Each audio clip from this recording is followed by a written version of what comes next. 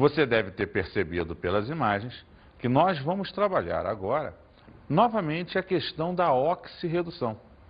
Oxirredução essa que vai trabalhar, por um lado, a oxidação de um metal, onde ele vai perder elétrons, e a redução, por outro lado, onde ele vai ganhar elétrons.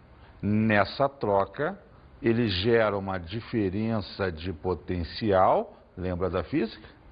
E uma voltagem. Logo, as reações aqui apresentadas vão produzir energia elétrica. É a química gerando energia elétrica. Com isso, vamos falar hoje sobre eletroquímica 3.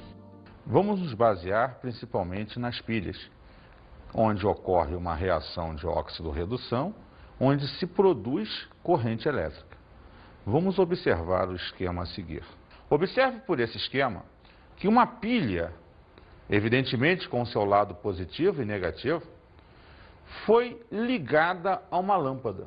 Como a pilha é um processo onde no invólucro metálico você tem substâncias químicas em que ocorrerá uma reação de oxirredução, essa oxirredução vai gerar um fluxo de elétrons que necessariamente, olhando o esquema, pelo anodo polo negativo, vão sair os elétrons, acompanhem as setinhas, passando pela lâmpada e incandescendo pela passagem do elétron no filamento dessa lâmpada. Eles saem e voltam ao polo positivo da pilha. Justamente esse fluxo de elétrons é que faz com que o elemento lá dentro que oxidou liberou o elétron, passou pela lâmpada e esse elétron voltou à pilha para reduzir o outro elemento. A reação, quando aconteceu, gerou essa diferença de potencial e incandesceu a lâmpada pela passagem dos elétrons do circuito. Observamos na pilha de Daniel que os íons cobre têm maior potencial de redução e o átomo de zinco sofrerá oxidação, o que nos permite concluir que ele, o zinco, tem maior potencial de oxidação. Esse texto demonstra para você uma das principais pilhas que exemplifica todo o processo de aprendizado dessa parte, a pilha de Daniel.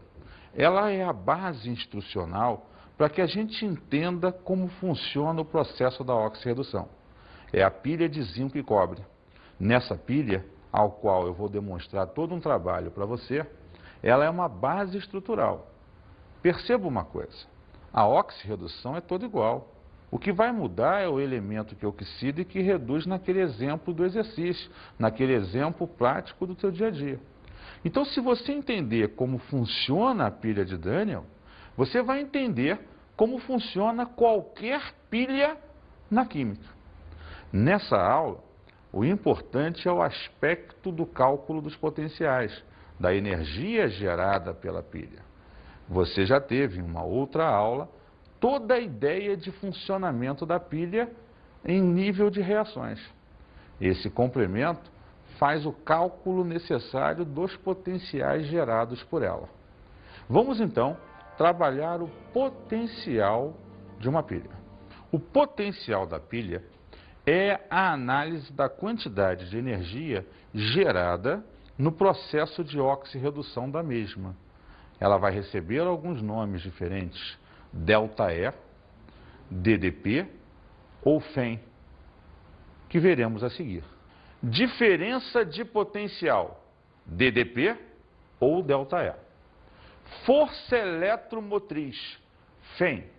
Basicamente, não importa escrever ΔE, DDP ou FEM, todos significam a mesma coisa. Vou representar em função do ΔE, mas poderia estar escrito ali DDP ou poderia estar escrito ali FEM normalmente. O ΔE, o potencial da pilha, vai ser dado em função do potencial de oxidação do elemento que vai oxidar, mais o potencial de redução do elemento que vai reduzir.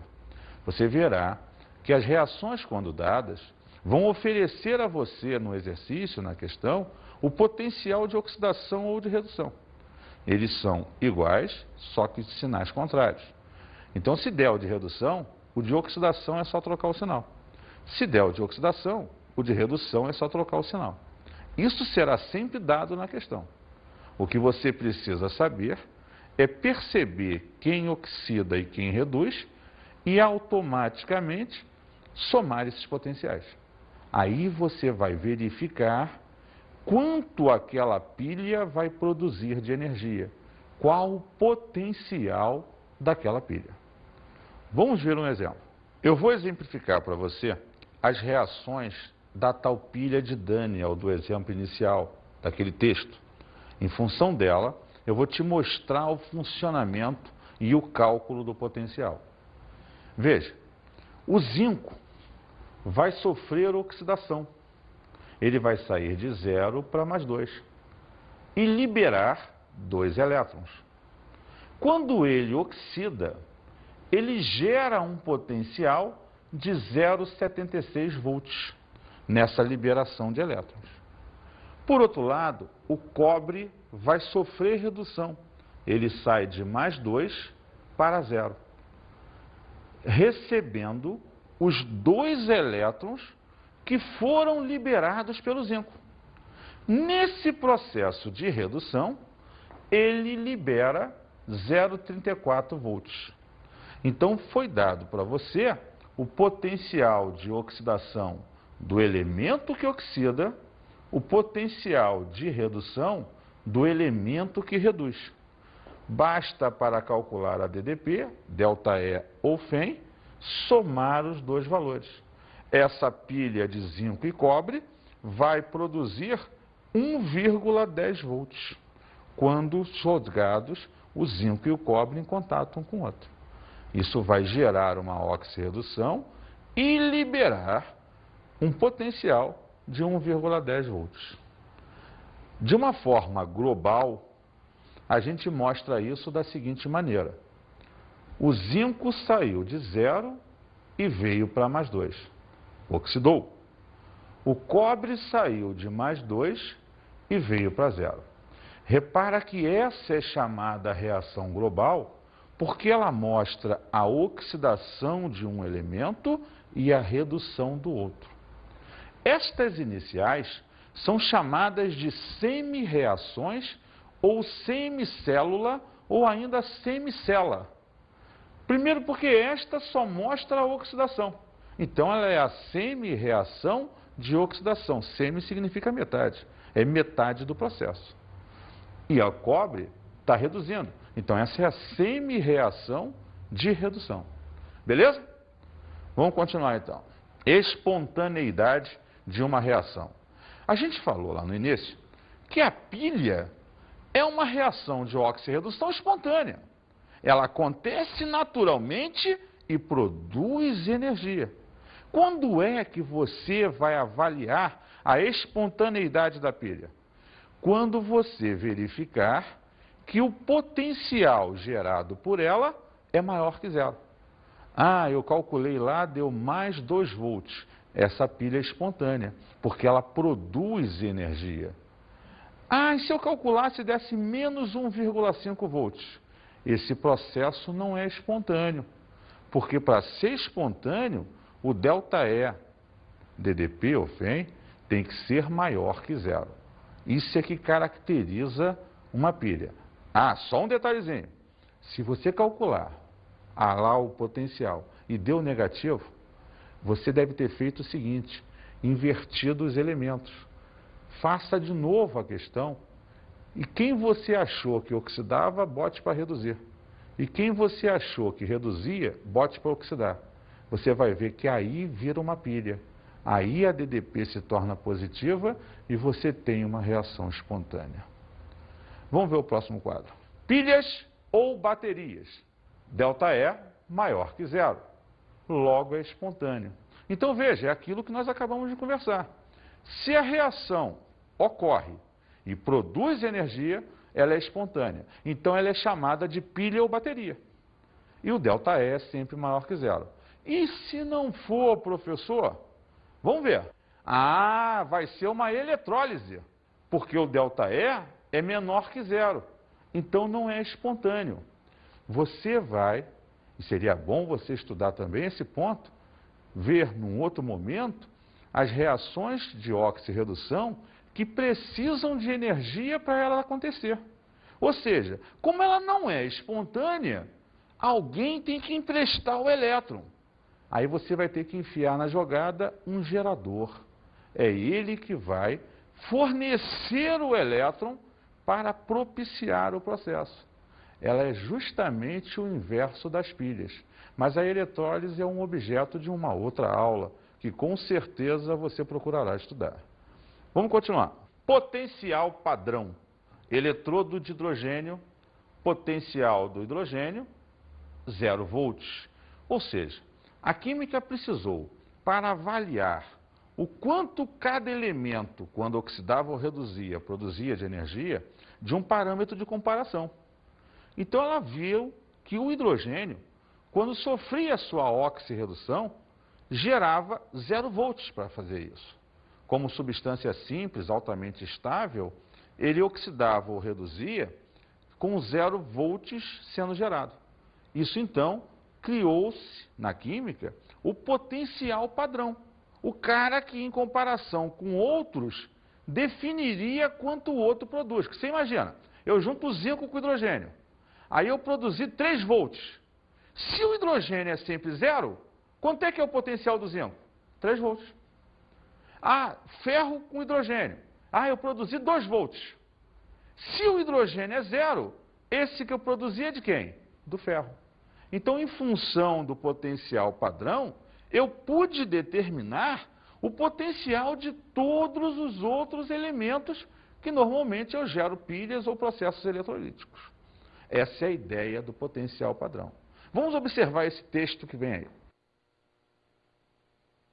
O fluxo de elétrons em uma pilha ocorre sempre do anodo para o catodo, ou seja, do eletrodo de maior potencial de oxidação para o eletrodo de menor oxidação. As pilhas, por serem processos espontâneos, apresentam sempre ΔE positivo, ΔE maior de zero. Viu a importância da determinação do potencial dos outros elementos? Pois só assim a gente consegue ver e calcular o tal potencial. Quer ver uma coisa interessante? Quando você tem uma obturação que você acabou de fazer no dentista, aí você vai almoçar aquele talher de prata da vovó lindo e maravilhoso, aí você sem querer botou o talher na boca com a comida e bateu a prata no teu dente. Você sentiu um choque. Lembra aquele choquezinho que você já sentiu quando encostou um metal no outro? Isso é uma pilha. É a ideia que você tem de que quando um metal se encosta no outro, que é diferente, ele vai gerar uma oxirredução e um potencial, uma quantidade de energia, que você sente, às vezes você sente um choque. Esse choque foi gerado por essa junção de 2 elementos químicos, gerando um potencial. Então vamos caracterizar melhor isso. Vamos trabalhar o cálculo do potencial. E com isso, vamos puxar um exemplo para ficar mais clara a ideia. O valor do ΔE para a célula representada pela equação íon prata mais o magnésio, gerando prata mais o íon magnésio. Perceba uma coisa, quando ele dá essa equação para você, ele está te mostrando que se a prata era mais 1 e gerou a prata 0, ela está reduzindo.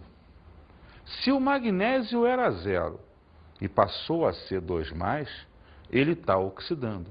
Então ele já te induz na equação quem oxidou e quem reduziu. Vamos ver o resto do enunciado. Conhecendo-se os potenciais padrão de redução, então observe que ele deu para você tanto o potencial de redução da prata quanto do magnésio. Mas espera aí, professor, o magnésio oxidou. Lembra que eu já te disse. Você então vai pegar o potencial dele e inverter. Porque você percebeu na reação que ele oxida. Vamos continuar aqui. Olha lá. A prata, ao reduzir, gera 0,80 volts. O magnésio, ao reduzir, gera menos 2,37 volts.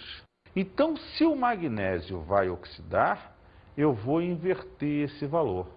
Vamos ver se é isso? Vamos resolver o exercício. É igual a, letra A, mais 3,17 volts. Letra B, mais 1,57 volts. Letra C, mais 0,77 volts. Letra D, menos 3,17 volts. Letra E, menos 0,77 volts. Em função do que eu falei para você, vamos raciocinar a resolução da questão. Como a prata reduz, eu pego a reação de redução e o potencial de redução. Como o magnésio oxida, eu pego a reação de oxidação, inverti a que ele me deu, e o potencial de oxidação. Eu inverti o sinal, olha lá. Então, o ΔE vai ser o potencial de redução mais o potencial de oxidação, dando mais 3,17. Então, a alternativa é letra A, mais 3,17. Entendi, professor. O funcionamento da pilha é muito fácil. Isso, Gotinha. Então, você percebeu que é tranquilo trabalhar com o cálculo de potencial de uma pilha. Basta você perceber quem oxida e quem reduz. A partir daí, soma esses valores e você vai ter sempre o potencial da pilha. Vamos observar como as reações de oxirredução atuam em nosso dia a dia. E é um processo não muito agradável.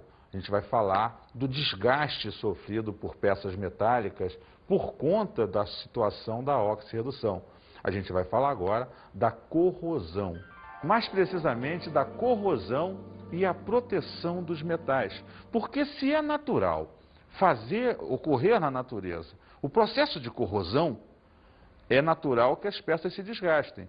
Então, me interessa valorizar a peça fazendo com que ela não se desgaste, fazendo com que o meu navio, aquele grande transatlântico, possa cortar o oceano e não enferrujar todo no final da viagem. Conservá-lo o melhor possível. É nesse aspecto que a gente tem que perceber como funciona a corrosão para que a partir daí possamos proteger os materiais. Corrosão é a deterioração de metais através do processo eletroquímico que ocorre nas reações de oxirredução. As corrosões são comuns no nosso dia a dia. A formação de ferrugem em objetos de ferro, o escurecimento da prata, a formação do azinhavre, camada verde de carbonato de cobre que se forma sobre objetos de cobre, etc. Percebeu lá? Quando você define a corrosão, você percebe que ela é um produto da oxirredução e que os metais são os caras que mais sofrem com isso, pela sua facilidade em oxidar, às vezes na presença do ar, na presença da umidade com mais facilidade ainda, e com isso a deterioração da peça. Vamos falar agora sobre a corrosão do ferro, já que basicamente o ferro é um dos materiais mais utilizados por nós no nosso dia a dia. Os objetos metálicos em sua formação ou são de ferro ou são ligas à base de ferro, como por exemplo o aço, que é uma liga de ferro, carbono, oxigênio e assim por diante. O processo de corrosão mais comum é o que ocorre com o ferro. Estima-se que aproximadamente 20% de todo o ferro produzido anualmente é utilizado para repor objetos de ferro corroídos. Você percebeu então? O texto vem complementar e embasar o que nós tínhamos conversado, sendo o ferro hoje uma das coisas mais importantes a serem conservadas, porque senão vai chegar um momento em que não haverá mais ferro para se manter as estruturas que hoje existem no mercado, edifícios e outras coisas mais. Vamos olhar a corrosão do ferro com mais carinho. Vem comigo. Você tem uma barra de ferro, uma viga aqui, aonde o oxigênio do ar, atuando na barra, porque ele está em volta de tudo no nosso dia a dia, e a umidade, normalmente a água tem sais presentes nela. Ah, por isso, professor, que no ambiente marinho, na praia, os objetos de ferro enferrujam mais rápido. Isso, esses sais vão ionizar o processo e acelerar a velocidade com que ele ocorre. Então, veja, o oxigênio atua em presença da umidade, gerando o íon hidroxila, levando o ferro a se oxidar e formar um composto diferente do que antes era o ferro metálico. A oxidação do ferro, ele funcionará como anodo, porque o ferro, que era zero, estava na forma metálica, sólido, ele sofreu oxidação. E oxidado, ele vai gerar um outro composto diferente do anterior. Então a barra, que era toda de ferro, começa a ter um desgaste, começa a ter sido transformada em outra substância, e isso aqui vai perdendo parte do ferro que existia aqui. Vamos olhar o outro lado do jogo. A redução do oxigênio, que funcionará como cátodo, vai acontecer da seguinte maneira. O oxigênio do ar, que tinha número de oxidação 0, em presença da água e recebendo os elétrons do ferro, vai gerar o íon hidroxila, onde o oxigênio passa a ser menos 2. Então, de 0 para menos 2, ele sofre a redução. Vamos observar a linha geral de raciocínio. Reação global do processo. O ferro, que era 0, vai passar a ferro mais 2. Ele oxidou. E o oxigênio, que era 0, vai passar a oxigênio menos 2. Ele reduziu. Então você deixou de ter o ferro na barra e passou a ter na sua superfície hidróxido de ferro, que por ação contínua do ar vai levar esse hidróxido de ferro 2 a uma nova oxidação. Veja só a reação. O ferro em geral pode ser oxidado de ferro mais 2 pela ação do oxigênio contínua a ferro mais 3, que é comum chamar de ferrugem. Ok? Proteção contra a corrosão. Se corrói, a gente tem que tentar proteger. Essa é a ideia do jogo. E aí a química criou alguns caminhos onde você pode tentar proteger aquelas peças de ferro. Vamos ver alguns deles. O primeiro deles é a galvanização. A galvanização é a deposição de um metal, diferente do que você quer proteger, sobre o que você vai proteger. Ele vai ficar em películas, camadas sobre aquele material, e aí quando o processo ocorrer, quem oxida é esse metal, e não mais o ferro. Então você trocou o foco da coisa. Normalmente se utiliza o zinco na proteção do ferro. Vamos ver um outro caso. Folha de Flandres ou lata. A lata funciona todos os enlatados do mercado hoje. É o teu exemplo mais típico. Como é que é feito aquele enlatado? É um material da base de ferro, onde você tem um revestimento de estanho. O estanho é usado para proteger a lata e evitar que o ferro se oxide. Só que aí você tem um grande problema, que é importante ser lembrado. Nunca compre latas amassadas ou necessariamente arranhadas, porque você vai ter tirado o estanho de cima e o ferro naquele ponto oxidou, com certeza deteriorando o líquido da conserva de dentro da lata e podendo ocasionar a produção de muitas bactérias, entre elas a que causa o botulismo. Então, as latas amassadas, que geralmente tem mercado até que vende mais barato para facilitar a tua compra, não devem ser usadas, porque elas podem fazer um grande mal e te levar à morte, porque esse tipo de doença mata. Vamos ver um outro caso. Os metais de sacrifício. Podemos dizer eletrodos de sacrifício também. Então eu tenho dois metais, o ferro e mais um. Quem oxida normalmente? Quem tem a maior facilidade em ceder elétrons. Então, se eu pegar uma lista de metais e olhar alguém que tenha potencial de oxidação maior do que o do ferro ou potencial de redução menor do que o do ferro, ele será usado para proteger o ferro. Exemplo, é comum nas tubulações antigas da SEDAI, que eram feitas no caso de chumbo, se pregar a cada 20 metros uma placa de magnésio. Por quê? Com o tempo, esse chumbo iria oxidar. Para evitar que ele oxide e não fure a canalização, esse magnésio era preso a ele. Por quê? O magnésio oxida mais fácil que o chumbo. Então, quem oxidaria e sofreria deterioração era o magnésio. E a canalização de chumbo continuaria inteira por um tempo muito maior de uso. No caso do ferro, se faz a mesma coisa. Por exemplo, nos transatlânticos, que são basicamente em aço as placas, base de ferro, você tem que a cada 6 a 10 metros, ele prega uma placa de zinco. Por quê? O zinco oxida mais fácil que o ferro. Então, ele funciona como metal de sacrifício. Ele vai dar os elétrons, oxidar, e o ferro não. Então, no final da viagem, daqui a um certo tempo, o ferro continua inteiro e a placa de zinco está toda corroída. É mais fácil você ir lá, soltar aquela placa e botar outra. E conserva o ferro por muito mais tempo. Nesse caso, não há um revestimento de toda a estrutura.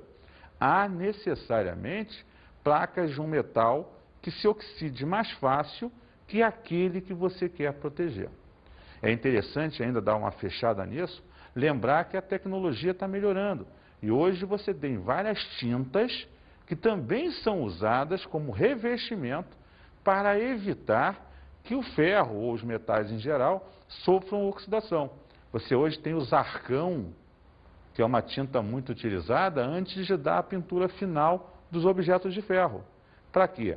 Ele é um pigmento de um metal que oxida mais fácil que o ferro e que necessariamente vai levar o ferro a ficar protegido. E com isso, você pega o Zarcão e oxida ele. Daqui 2, 3 anos, você troca a tinta de novo e mantém o revestimento. É assim que funciona o revestimento do teu carro. Ele é à base de ferro. O cara passa uma camada de tinta, de proteção, à base até de Zarcão e outras substâncias, e necessariamente a pintura final. Enquanto não tiver um arranhão, aquilo não oxida. Com arranhou, aí começa a enferrujar o carro.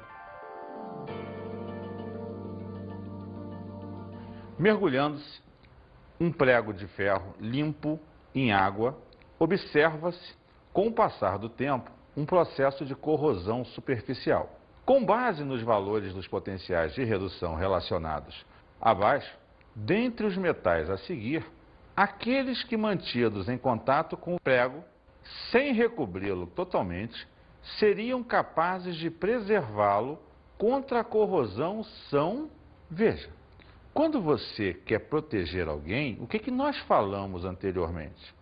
Eu devo buscar alguém que oxide mais facilmente que o elemento a ser protegido. E como é que eu olho numa tabela quem é que vai proteger o cara? Olhe se o elemento que você quer tenha um potencial de oxidação maior do que o elemento a ser protegido. Ou, se dados potenciais de redução, que tenha o potencial de redução menor que o do elemento a ser protegido. Como é um prego, a base do prego é o ferro. Então eu vou buscar na tabela alguém cujo potencial de oxidação seja maior ou de redução menor que o do ferro. Vamos ver essa resolução então. Os potenciais foram dados. Letra A, magnésio 0 e zinco 0. Letra B, prata 0 e cobre 0. Letra C, cobre 0 e chumbo 0. Letra D, magnésio 0, zinco 0 e chumbo 0. E letra E, magnésio 0 e prata 0. Então vamos resolver a questão e voltar na tabela de potenciais dada.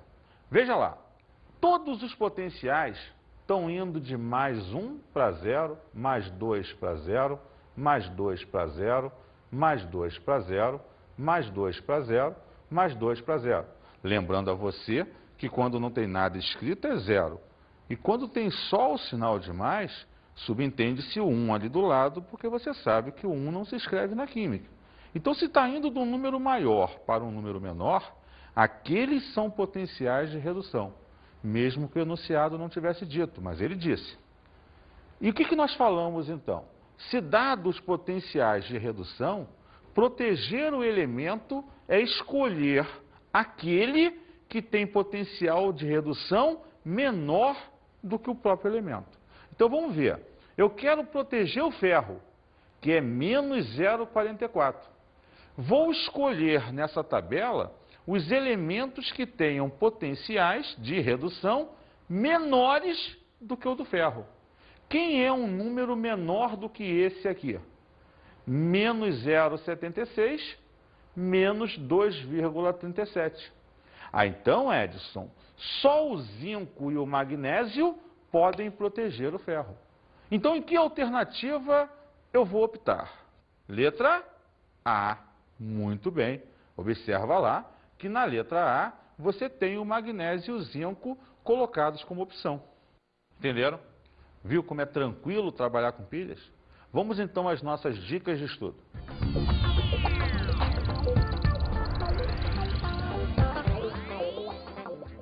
Veja só, uma grande dica para você é dar uma trabalhada na questão dos textos sobre corrosão, perceber o funcionamento dessa oxirredução dos metais.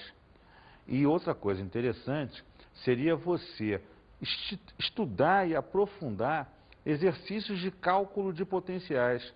Essa é uma parte muito cobrada em concursos que tenham múltipla escolha como fase de concurso. Nessa fase de múltipla escolha, geralmente caem muitas questões sobre cálculo de potencial. Um grande abraço e até o nosso próximo encontro.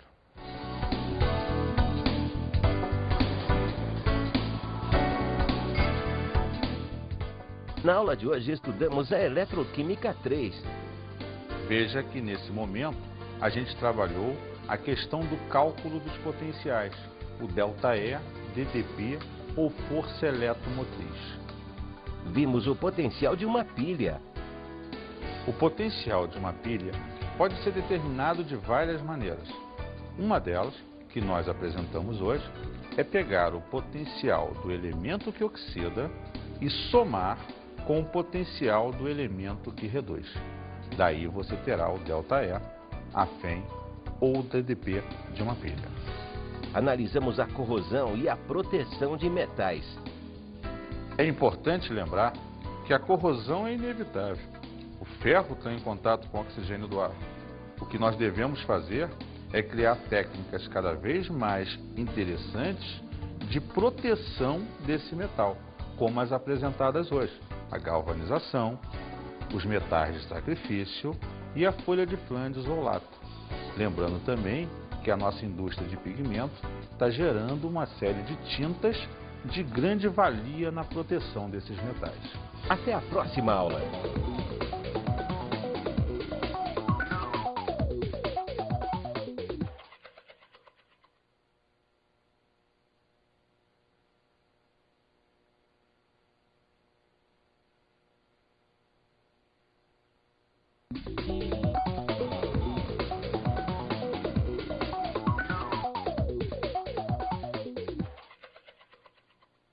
Colega, é importante nesse momento enfatizar com os teus alunos as maneiras diferentes, dando bastante treinamento a ele, de calcular os potenciais de uma pilha. E necessariamente dar uma enfatizada para ilustrar e tornar a aula mais fascinante nesse dia a dia que nós vivemos hoje, no sentido da corrosão, dos processos naturais de oxirredução. Um grande abraço e até o nosso próximo encontro.